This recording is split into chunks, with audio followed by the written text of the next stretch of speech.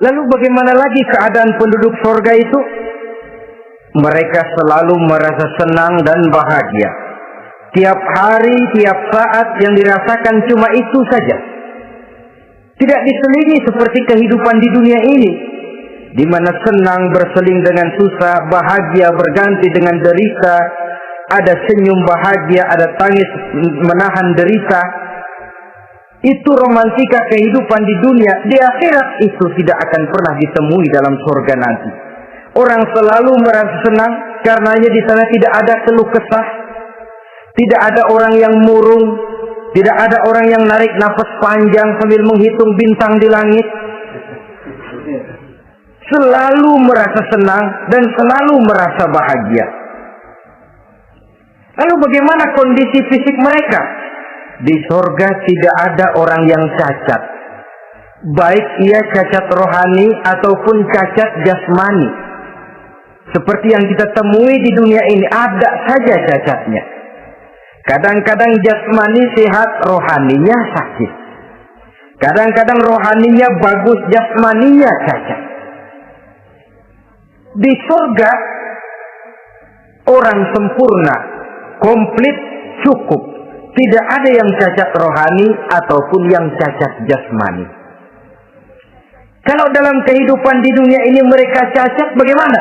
Mereka akan utuh dan sempurna apabila masuk ke dalam surga. Dan di surga, sungguh pun mereka makan, sungguh pun mereka minum, mereka tidak akan pernah buang air, baik air besar maupun air kecil. Sebab kalau makan dan minum di surga harus buang air, tentu malaikat harus menyediakan WC. Dan kalau surga sudah ada WC, tentu tinja yang repot. Saudara-saudara kaum muslimin, tidak buang air juga tidak buang angin, dan tidak sakit, tidak terkena penyakit apapun namanya. Sudah di surga itu daerah bebas penyakit. Jadi barangkali kalau keluar ke halaman surga nggak pakai baju masuk angin, tidak. Sebab di sana repot nyari duit kerokan. Segalanya sempurna, segalanya cukup. Lalu bagaimana kalau tiap saat mereka makan, tiap saat mereka minum, tapi tidak buang air? Konon keringat yang keluar dari mereka, tubuh mereka, dan keringat yang keluar itu mengandung bau kasturi yang amat sangat harum baunya. Saudara-saudara, kemudian penduduk surga itu oleh Allah diberikan teman hidup yang namanya bidadari. Makhluk Allah yang teramat sangat cantiknya, yang tidak bisa kita bayangkan macam apa cantiknya. Barangkali kalau kita menonton film, kita kagum dengan bintang-bintang film kenamaan yang cantiknya selangit. Itu mah belum ada seujung kukunya dari para bidadari. Mereka dalam Quran disebut azwajun mutahharah, istri yang disucikan. Apa pengertian suci di sini?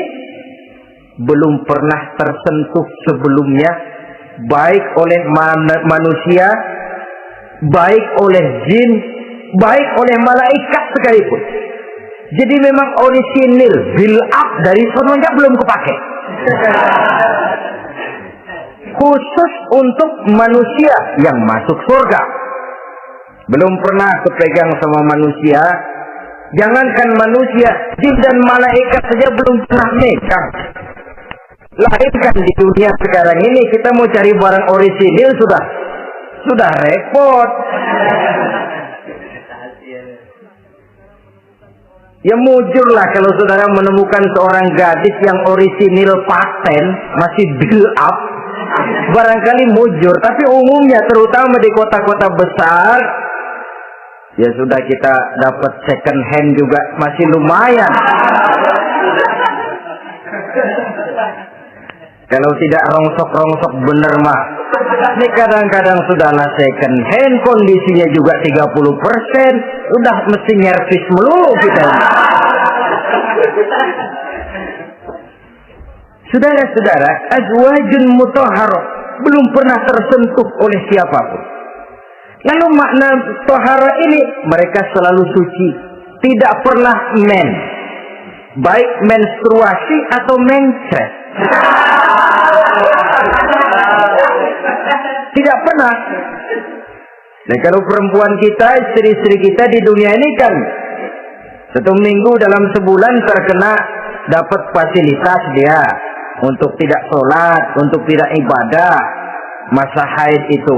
Perempuan di surga yang namanya bidadari tidak akan pernah mengalami haid. Lalu apalagi keistimewaannya? Selalu perawan. Tidak pernah janda. Walaupun tiap hari dipakai, habis dipakai perawan lagi. Saudara-saudara yang saya hormati, itu diperuntukkan untuk penduduk-penduduk surga. Nah itu laki-laki itu. Iya, kalau perempuan bagaimana? Satu riwayat menjelaskan mereka akan menjadi ratu di surga dengan segala kenikmatan yang juga tidak pernah mereka bayangkan sebelumnya. Riwayat lain menjelaskan bahwa mereka juga akan berkumpul dengan suami, istri dan anak-anaknya jikalau mereka memang orang-orang soleh. Ada juga riwayat lemah menjelaskan bahwa mereka akan mendapat bidadara istilahnya. Saudara-saudara kaum muslimin rahimakumullah. Pendeknya surga dan seluruh kenikmatan yang ada di dalamnya tidak pernah mata melihat, belum pernah telinga mendengar, belum pernah terdetik dalam hati manusia. Oh di surga begini kali ya. Berbeda dengan itu. Oh bidadari begini kali ya. Kalau masih begini kali ya, masih bisa dibayangin. Ini sudah nggak bisa dibayangin. Jadi nggak usah begini ya begitu ya. Saudara-saudara, apabila orang sudah masuk ke dalam surga, bertemu dengan sesama teman waktu di dunia, surah At-Tur menjelaskan ayat 25-26, wa aqbala ba'dhum ala ba'din yatasaalun qalu inna kunna qablu fi ahlina musyrikin famanna Allahu alaina wa waqana azabas samum. Apabila mereka telah masuk ke dalam surga, sebagian yang lain berkunjung kepada sebagian yang lain. Cara kita belah sono, ini teman kita dulu waktu dunia, yuk samperin yuk. Ba'duhum ala ba'di yatasaalun, saling tanya menanya. Kalau istilah kita, sampai juga kemari? Iya.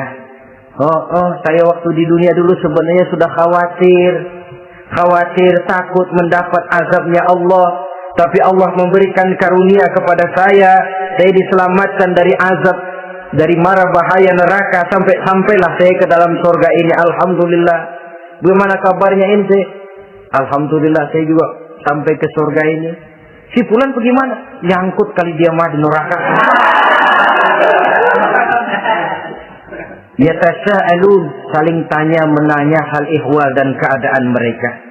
Tapi satu hal yang jelas saudara-saudara, di surga nanti itu tidak ada perkataan yang sia-sia, tidak ada ucapan kotor, tidak ada omongan keji, dan tidak ada omongan kosong. Tidak ada omongan yang sia-sia, ucapan-ucapan yang kotor, mencaci maki, itu tidak ada. Karena sifat marah pun tidak ada dalam surga. Kalau di sini kadang-kadang sedikit marah sudah semrawut, kata-kata kita sudah out of control. Di sana tidak ada kata-kata kosong yang tidak ada manfaat dan tidak ada gunanya. Saudara-saudara kaum muslimin rahimakumullah. Kemudian yang terakhir, kita akan membicarakan apa saja nama-nama surga itu dan siapa calon orang-orang yang masuk ke dalamnya. Pertama, yang dinamakan Jannatul Firdaus atau surga Firdaus. surga Firdaus ini oleh Allah Subhanahu wa taala disediakan untuk orang yang dijelaskan dalam surah Al-Mu'minun ayat 1 sampai dengan 11. Qad aflahal mu'minun, beruntunglah orang-orang yang beriman. Jadi kalau saudara ingin dapat kapling di tempat yang namanya Firdaus, itu boleh pesan mulai sekarang. Nafas masih ada, Allah masih memberikan kesempatan untuk hidup, pesan tempat dari sekarang. Apa harga karcisnya? Pertama, qad aflahal mu'minun, harus beriman. Ini syarat mutlak. Tidak beriman, gak usah minta karcis. Minggir.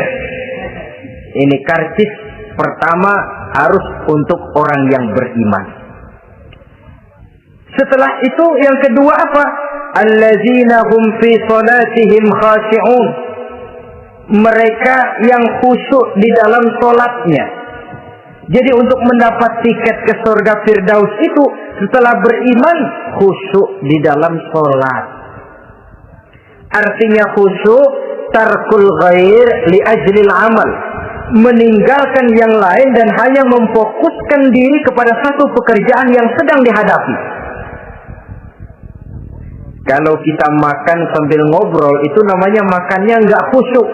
Sebab ada sambil ngobrolnya. Nah, sholat yang khusyuk, sholat yang di dalamnya tidak berisi yang lain kecuali sholat itu. Meninggalkan yang lain dan hanya memfokuskan diri saja untuk melaksanakan suatu amalan. Dan sholat khusyuk itu berat. Kadang-kadang waktu mau sholat kita nggak ingat apa-apa. Begitu sudah masuk takbir yang kita lupa malah kita ingat. Itu kurang ajarnya iblis. Mau sholat cari dompet nggak ketemu, begitu takbir. Aduh, dompet di atas meja. Ini kalau sembahyang lama-lama digerakasi orang nanti nih. Mulai kocar kacir sholat kita. Makanya kata Imam Nawawi, sudah dinamakan khusyuk untuk tingkatan orang awam. Kalau pada waktu takbir dia ingat Allah, begitu aja dulu dah tingkatan orang awam itu. Sebab yang namanya khusyuk itu hudurul qalbi wa sukunul jawarih. Hatinya ikut sholat, anggota badannya tenang tentram di waktu sholat, khusyuk. Kalau waktu sholat garuk sono garuk sini, kaki ketekas ketekus, sudah anggota badannya nggak khusyuk. Atau anggota badannya tenang tentram, nggak gerak-gerak, cuma hatinya ngayap kemana-mana. Badannya di musola, hatinya di pasar. Itu juga nggak khusyuk. Dan itu berat. Karena itu, ini syarat kedua untuk mendapat tiket ke Firdaus. Imam Ali saja pernah dites oleh Rasul. Ya Ali, saya ya Rasul, kalau kau bisa sembahyang khusyuk, aku boleh kasih kau serban. Kamu boleh pilih yang hijau atau yang putih nanti. Baik ya Rasul, sembahyang beliau 2 rakaat. Selesai salam ditanya, yang mana sorbannya Li? Kata Imam Ali, yang hijau ya Rasul. Belum nengok, udah yang hijau ya Rasul. Kata Nabi, kalau begitu ente nggak khusyuk Li. Kenapa? Mungkin tadi waktu sujud mikirin, ntar kalau gua ditawarin milih yang hijau aja dah. Belum nengok sudah menjawab. Saudara-saudara, yang ketiga, wallazina hum 'anil lagwi mu'ridun. Orang-orang yang menghindarkan diri dari ucapan dan perbuatan yang sia-sia, yang tidak ada gunanya. Ini tiket yang syarat yang ketiga untuk mendapat tiket ke Firdaus itu menghindarkan diri baik dari ucapan ataupun perbuatan yang sia-sia, yang tidak ada nilainya baik dalam pandangan manusia, lebih-lebih lagi dalam pandangan Allah. Yang keempat, wallazina hum lizzakati fa'ilun. Mereka yang aktif membayar zakat. Kemudian yang kelima, wallazina hum li furujihim hafizun illa ala azwajihim aw ma malakat aymanuhum fa innahum ghairu malumin. Orang-orang yang memelihara kehormatan dirinya kecuali kepada istrinya atau kepada budak sahayanya, pandai mengendalikan nafsu, tidak terperosok memperturutkan syahwatnya. Yang keenam, wallazina hum li amanatihim wa ahdihim ra'un, orang yang pandai menjaga amanah dan pandai menepati janji. Saudara-saudara, kalau janji ditepati, sebab janji adalah hutang. Yang ketujuh, wallazina hum ala shalawatihim yuhafizun, mereka juga selalu memelihara, tidak cuma sekedar khusyuk, tapi memelihara salat dengan baik. Ayat ke-11 dari Al-Mu'minun ini ditutup oleh Allah dengan jelas, ulaika humul warisun allazina yarisuna al-firdausa hum fiha khalidun, mereka itulah para ahli waris yang akan menerima warisan berupa surga Firdaus dan mereka kekal di dalamnya. Kalau tadi sudah kita tangkap bahwa begitu besar kenikmatan yang ada di dalam surga, ternyata barang yang mahal memang tidak mudah untuk didapat. Saudara-saudara, inilah surga Firdaus. Adapun yang kedua, nama surga itu disebut dalam Quran Jannatu Adnin, surga Aden. Untuk siapa mereka? Dalam surah Ar-Ra'd ayat 22 dan 23 Allah menjelaskan, wallazina sabaru ibtigha'a wajhi rabbihim wa aqamus shalah wa anfaqu mimma razaqnahum sirran wa alaniyah wa yadra'una bil hasanati sayyi'ata ulaika lahum uqbad dar jannatu adnin yadkhulunaha. Dan orang-orang yang sabar, wallazina sabaru, orang-orang yang sabar. Sabar dalam apa? Ibtigha'a wajhi rabbihim, dalam menuntut keridhaan Allah. Sabar dalam mencari keridhaan Allah. Sujud mencari keridhaan Allah, sabar. Puasa mencari keridhaan Allah, sabar. Melaksanakan segala macam ibadah untuk mencari keridhaan Allah, sabar. Ini syarat untuk mendapat tiket ke surga Aden nanti, Jannatu Adnin. Sabar dalam mencari ridho Allah. Apalagi di zaman sekarang katanya persaingan hidup makin tajam, lapangan kerja makin sulit, mental hipokrit makin merajalela, golongan munafik alias bunglon ada di mana-mana. Kalau nemplok di daun kuning, warnanya kuning, hingga di daun hijau dia jadi hijau, nempel di dahan coklat jadi coklat. Menjilat ke sana kemari, bukan untuk mendapat ridho Allah kadang, tapi untuk mendapat ridho atasannya, mendapat restu atasannya. Ini kan realita dalam kehidupan. Saudara-saudara, mencari muka. Padahal seorang muslim ibtigha'a wajhi rabbihim, sabar dalam mencari ridho Allah. Lalu wa aqamus shalah, mereka mendirikan salat. Di sini hanya pengertian umum, mendirikan salat. Kalau dalam Firdaus tadi ditegaskan tidak cuma sekedar mendirikan, tapi juga khusyuk dan memelihara. Ini mendirikan, saudara-saudara. Maaf, ada orang yang mengerjakan sholat, ada orang yang mendirikan sholat. Apa bedanya itu? Kalau mengerjakan sholat cuma sekedar gugur kewajiban, pokoknya gugur kewajiban beres. Kadang-kadang pulang sembahyang Jumat nyabet sendal. Enggak sembahyang dia, sembahyang. Kok nyolong sendal pulangnya? Itu baru ngerjain sholat, belum mendirikan sholat. Kalau mendirikan sholat, selesai sholat, ajaran sholat diterjemahkan dalam kehidupan. Itu mendirikan namanya. Ada istimrar, kontinuitas alias kesinambungan. Selesai sholat, akhlak sholat, ajaran sholat diterjemahkan di luar sholat. Itu makna aqamus sholat. Apalagi syarat yang ketiga untuk mendapat tiket ke surga Aden ini, wa anfaqu mimma razaqnahum sirran wa alaniyah, menginfakkan, membelanjakan di jalan Allah rezeki yang diberikan kepada mereka, baik terang-terangan maupun sembunyi-sembunyi. Maka sedekah itu terang-terangan baik, sembunyi-sembunyi juga baik kalau niatnya ikhlas karena Allah. Terang-terangan baik. Kenapa? Untuk merangsang orang lain supaya berbuat seperti kita. Bukan untuk dipuji, bukan untuk mendapat ria. Saudara-saudara, saya yang miskin nyumbang 100.000, saudara berapa yang kaya? Ini boleh untuk merangsang orang lain. Tapi kalau untuk ria, itu tentu dilarang oleh agama.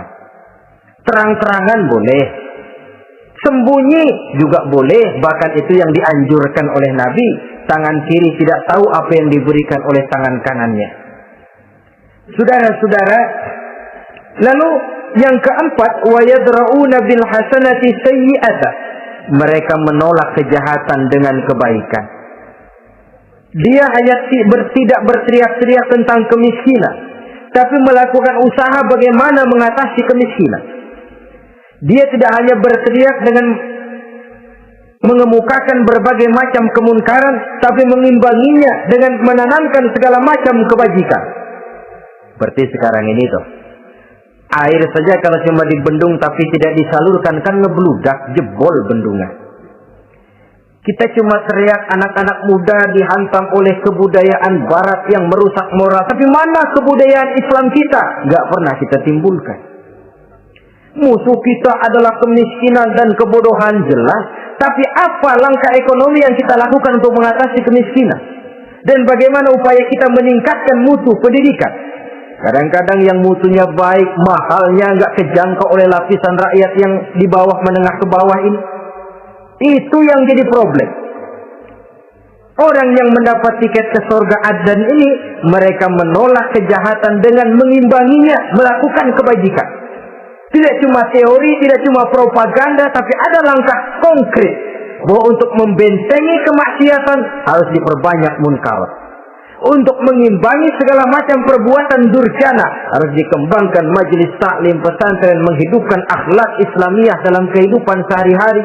Wa yadra'una bil hasanati sayyi'ah. Orang semacam itulah yang akan mendapat tiket ke surga Aden atau Jannatu Adnin nanti. 2. Adapun surga yang ketiga dinamakan Jannatun Naim. Surga Naim. Naim mengandung arti penuh kenikmatan. Tiketnya sederhana saja. Al-Qalam ayat 34. Inna lil muttaqina inda rabbihim jannatu na'im. Sesungguhnya bagi orang-orang yang bertakwa kepada Allah, mereka akan mendapat balasan berupa jannatun na'im. Surga Naim namanya. Jadi tidak banyak untuk mendapatkan surga Naim ini, cuma takwa. Cuman takwa yang jadi banyak. Apa itu takwa? Sekarang ini kan takwa jadi lalap. Dan orang sering menggunakan istilah agama di zaman sekarang ini untuk maksud yang tidak sama dengan maksud agama. Padahal takwa ini jelas. Sebelum Islam datang ke Indonesia, kita orang Indonesia tidak kenal kata-kata takwa. Maka kalau harus menggunakan kata takwa, pengertiannya harus dikembalikan kepada pengertian Islam. Ini sih enggak. Orang yang mana aja kalau dilantik bertakwa kepada Tuhan yang Maha Esa, bertakwa, berampe membleh tuh beda bertakwa. Tapi kalau sudah megang jabatan, kadang-kadang takwa ngalor dia ngidul. Tidak relevan lagi. Lalu apa sih yang namanya takwa itu? Sederhana saja. Imtisalul awamir wajtinabun nawahi. Itulah takwa. Melaksanakan segala yang diperintah, menjauhi yang dilarang. Itu takwa. Menjalankan perintah dengan meninggalkan larangan, apa bedanya? Kalau melaksanakan perintah boleh sesuai dengan kemampuan. Tapi menjauhi larangan mutlak. Laksanakan perintah Allah sesuai dengan kemampuanmu. Tapi tinggalkan larangan Allah mutlak. Mampu tidak mampu, tinggalkan. Enak kalau ada perintah, jauhi larangan Allah semampu kamu. Ya enak, tinggal kita milih. Saya belum mampu ninggal teler itu. Lezat itu, belum mampu. Yang boleh semampu kita melaksanakan perintah. Sholat semampu kita, asal jangan mampu lalu pura-pura tidak mampu. Puasa semampu kita, jihad semampu kita. Tapi kalau sudah meninggalkan larangan, mutlak, mampu tidak mampu harus ditinggalkan. Jadi kelihatannya sederhana takwa ini, tapi masalahnya rumit. Melaksanakan yang diperintah, menjauhi yang dilarang. Dan itu tiket untuk mendapatkan surga naim atau jannatul naim. Yang keempat, saudara-saudara, di antara nama surga itu ada yang disebut surga ma'wa atau jannatul ma'wa. Apa tiket untuk sampai ke sana? Surah An-Nazi'at ayat 40 dan 41. Wa amma man khafa maqama rabbih wa nahan nafsa 'anil hawa fa innal jannata hiyal ma'wa. Sesungguhnya orang-orang yang takut kepada larangan Tuhannya, wa nahan nafsa 'anil hawa, dan sanggup mengendalikan nafsu, sanggup mengendalikan diri dari memperturutkan hawa nafsu, fa innal jannata hiyal ma'wa, surga ma'walah tempat tinggalnya nanti. Jadi tiket ke jannatul ma'wa ini, pertama, khafa maqama rabbih, takut kepada batas-batas yang telah ditentukan oleh Tuhannya. Ini batasnya, kamu jangan nyebrang ke sini. Ini batas yang halal, ini yang haram, ini yang hak, ini yang batil, ini yang ma'ruf, ini yang munkar. Orang yang ingin mendapat tiket ke ma'wa, dia takut batas-batas itu. Lalu sanggup mengendalikan diri, tidak sampai memperturutkan hawa nafsunya. Itu tiket ke surga ma'wa. Yang kelima dinamakan surga Darussalam atau Jannah Darussalam. Dijelaskan dalam Al-An'am ayat 126 dan 127. Wa hadza siratu rabbika mustaqima wa qad fassalna al-ayati liqaumin yatadhakkarun lahum darussalam inda rabbihim wa huwa waliyuhum bima kanu ya'malun. Inilah jalan Tuhanmu yang lurus. Telah kami pisahkan ayat-ayat kami bagi kaum yang mau berpikir. Jadi kelihatan di sini untuk mendapat tiket ke Darussalam, istiqomah mengikuti jalan lurus, istiqomah berpegang kepada Islam, dan pandai membedakan apa yang memang oleh Allah sudah dibedakan antara yang hak dan batil, antara yang benar dan salah, dan selalu ingat kepada ayat-ayat Allah. Itu surga Darussalam. Yang keenam dinamakan Darul Muqamah. Siapa penghuninya? Surah Fatir ayat 34-35. Wa qalu alhamdulillahillazi azhaba 'anna al-hazan inna rabbana laghafurun syakur allazi ahallana darul muqamah min fadlihi la yamassuna fiha nasabun wa la yamassuna fiha lughub. Yaitu orang-orang yang senantiasa bertahmid, memuji kebesaran Allah Subhanahu wa ta'ala, mereka akan mendapatkan Darul Muqamah. Yang ketujuh dinamakan surga Maqamul Amin. Ini pun disediakan untuk orang yang bertakwa, seperti dalam Ad-Dukhan ayat 51, innal muttaqina fi maqamin amin. Dan yang terakhir, yang kedelapan adalah surga khuldi atau jannatul khuldi. Dalam surah Al-Furqan ayat 15 dijelaskan, qul adzalika khairun am jannatul khuldi allati wu'idal muttaqun kanat lahum jazaan wa masira. Saudara-saudara kaum muslimin rahimakumullah, oleh terbatasnya waktu, inilah sekelumit tentang surga dan calon-calon penghuninya. Mudah-mudahan dijadikan kita oleh Allah termasuk salah seorang di antara calon-calon yang kelak akan menjadi penghuni surga, mendapat kenikmatan yang kekal dan abadi di dalamnya. Amin ya rabbal alamin. Terima kasih atas segala perhatian. Mohon maaf atas segala kekurangan. Usikum wa nafsi bitaqwallah. Wassalamualaikum warahmatullahi wabarakatuh. Waalaikumsalam warahmatullahi wabarakatuh.